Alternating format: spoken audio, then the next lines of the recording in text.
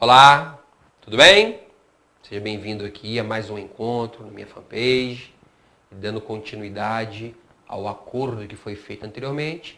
Hoje vamos corrigir mais uma questãozinha básica que foi aplicada no concurso do Ministério da Integração Nacional, que foi realizado pela ESAF no ano de 2012, mais precisamente no mês de maio.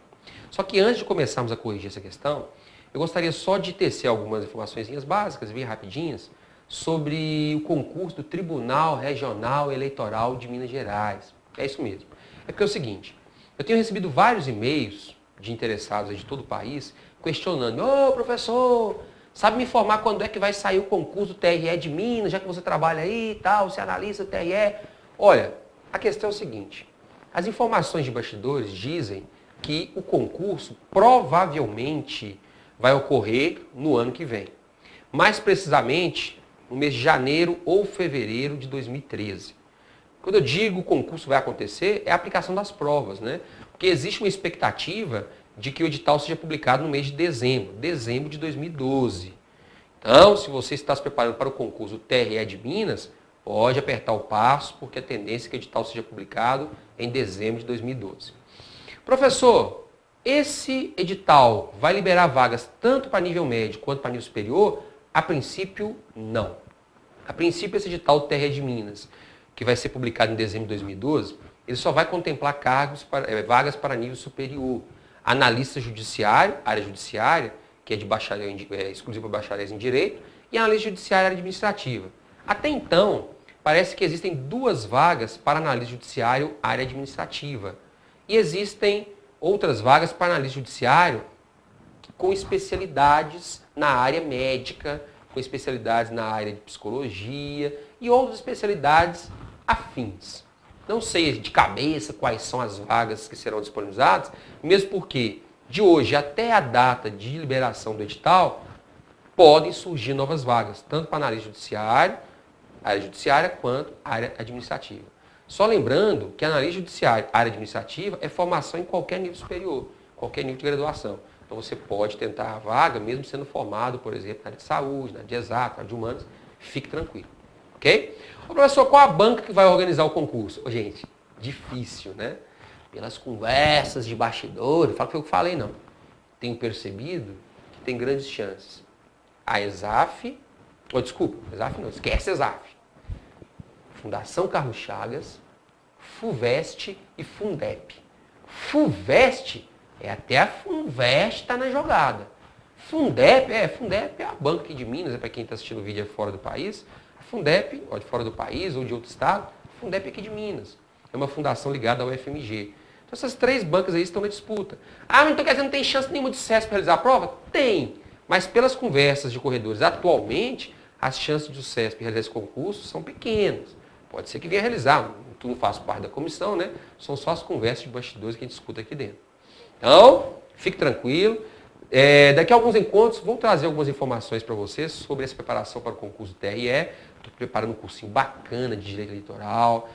Claro que no primeiro momento ele não vai ser gravado em vídeo, mas eu vou preparar um curso bacana para quem mora em Belo Horizonte, que é um curso presencial de Direito Eleitoral, já preparando para o concurso TRE de Minas. Aguarde, em breve vou trazer maiores informações para vocês. Combinado?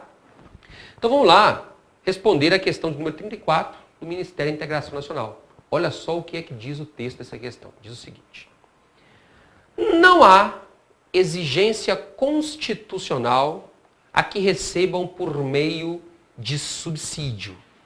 Aí vem as alternativas, e dentre as alternativas que a banca apresentou, você vai ter que marcar aquela que apresenta uma categoria que não está obrigada a receber por meio de subsídios.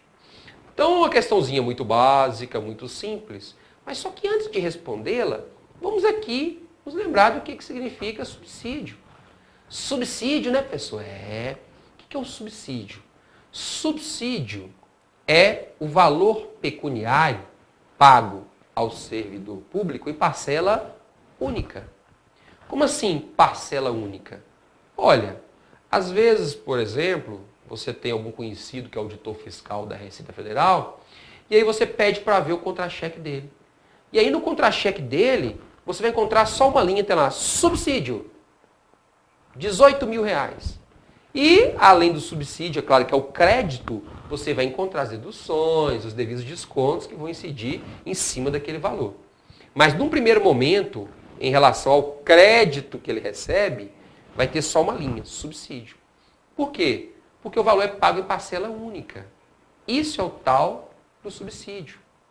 Porque se você pegar, por exemplo, um contra-cheque de um servidor público, de um professor da rede estadual de ensino, você pega o contra-cheque do professor e começa a analisar aqueles que não recebem por subsídio, né? Porque algumas categorias de professor podem receber por subsídio.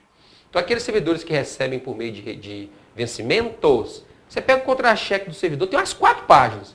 Porque tem lá, vencimento básico, aí vem gratificação disso, adicional daquilo, apostilamento daquilo, a bonificação de aquilo, produtividade daquilo, um tanto de verba. Aí quando você soma tudo, lá no finalzinho você tem o total da remuneração, o total dos vencimentos daquele servidor.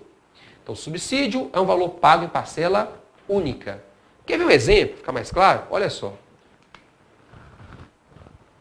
Gente, em regra, o servidor ocupante de cargo público, ele vai receber um vencimento. O que é o vencimento? Vencimento é a retribuição pecuniária básica paga ao servidor. Esse vencimento, para você ter uma ideia, que é o básico, ele pode ser inferior, inclusive, ao valor do salário mínimo. Não tem problema. O que não pode ser inferior ao salário mínimo é o valor total que o servidor recebe. Então, vai ficar até mais bacana o nosso exemplo aqui. Vamos supor que o servidor receba, a título de vencimento, R$500. Só que além do vencimento, que é o básico, ele também recebe gratificações, adicionais, premiações, abonos, verbas de representação. Tudo isso ele recebe no final do mês. Então, para ficar mais fácil aqui, ó, ele recebe gratificações. Qual que é a gratificação só? Gratificação, ele recebe um abono, ele recebe um prêmio, ele recebe um adicional por tempo de serviço, por exemplo, ele recebe uma verba de representação específica. Então, tudo isso o servidor recebe mensalmente. Então, se eu for somar o vencimento, que é a retribuição pecuniária básica, o básico que o servidor recebe, mais, exemplos aqui, né, gente? Mais R$1.000 de gratificação, mais R$500 de abono, mais R$300 de premiação, mais R$700 de adicional, mais R$1.000 de verba de representação, nós vamos ter aqui um montante de R$2.000, R$3.000, R$4.000. Então, olha só, total que o servidor recebe, R$4.000. Só que você vai perceber que essa remuneração total recebida pelo servidor, ela é composta do vencimento básico e uma série de outras vantagens pecuniárias. E uma série de outros din-dins que vão ser somados para chegar nesse montante. Esse é o servidor que recebe mediante remuneração. Porque esse total de 4 mil aqui, ele pode ser chamado de remuneração. Como pode ser chamado também de vencimentos no plural. Vencimentos no plural é isso mesmo. Então, olha só. Quem recebe por meio de subsídio, só recebe esse valor total de 4 mil. Então, se você for pegar um contra-cheque de alguém que recebe por subsídio, você vai ter lá, subsídio, R$4.000. Então, você não vai encontrar no contra-cheque dele gratificações, abono, premiação, adicional, verba de representação. Por quê? Porque quem recebe através de subsídio é uma parcela única. Porque ele está proibido de receber o famoso GAPAV. Ele está proibido de receber gratificação, abono, prêmio, adicional e verba de representação. Uai, professor, mas no final das contas, quem recebia por meio de vencimentos de remuneração, recebeu 4 mil. E quem recebeu por subsídio também recebeu 4 mil. Nesse exemplo que eu citei aqui, né? Para você entender melhor, mas nem sempre isso aqui vai acontecer. Tranquilo?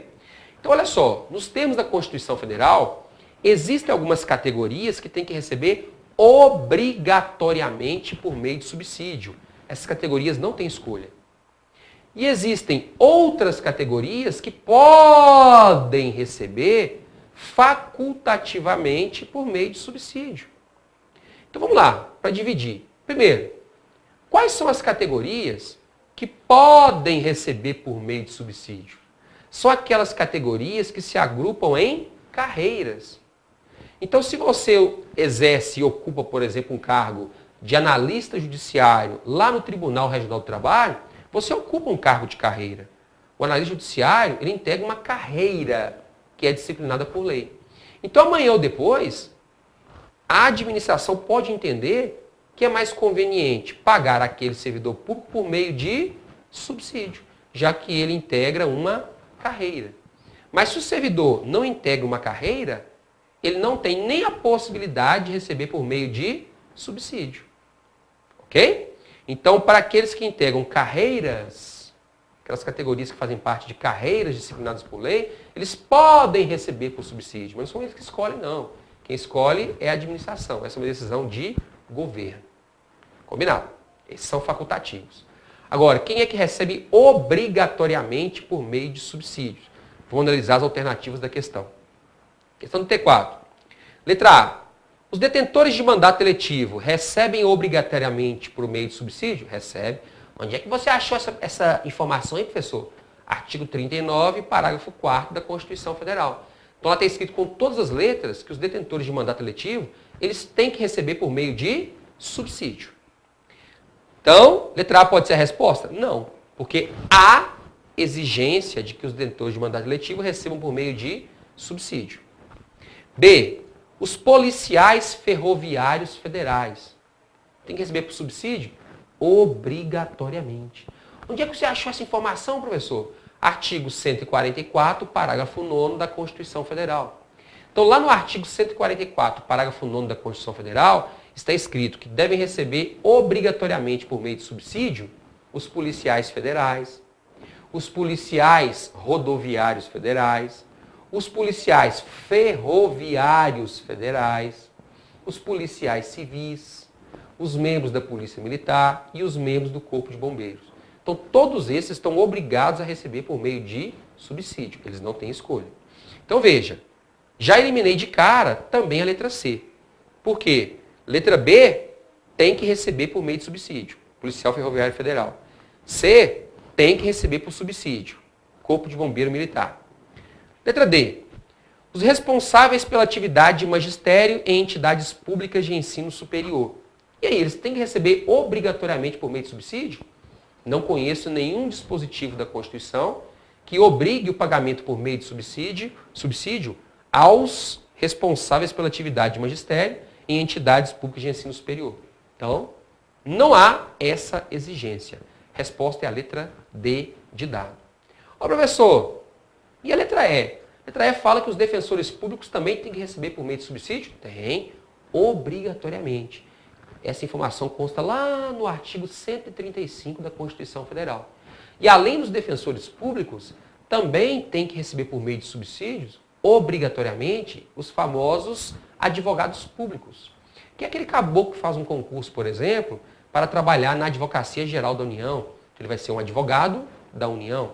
Faz um concurso, por exemplo, para ser advogado público no Estado. Ele vai ser um advogado integrante da Advocacia Geral do Estado.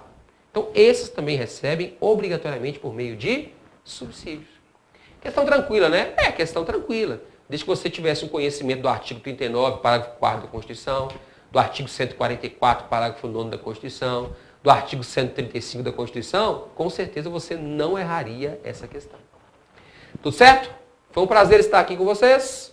Em breve voltaremos para corrigir mais uma questãozinha de desafio. Até a próxima. Tchauzinho.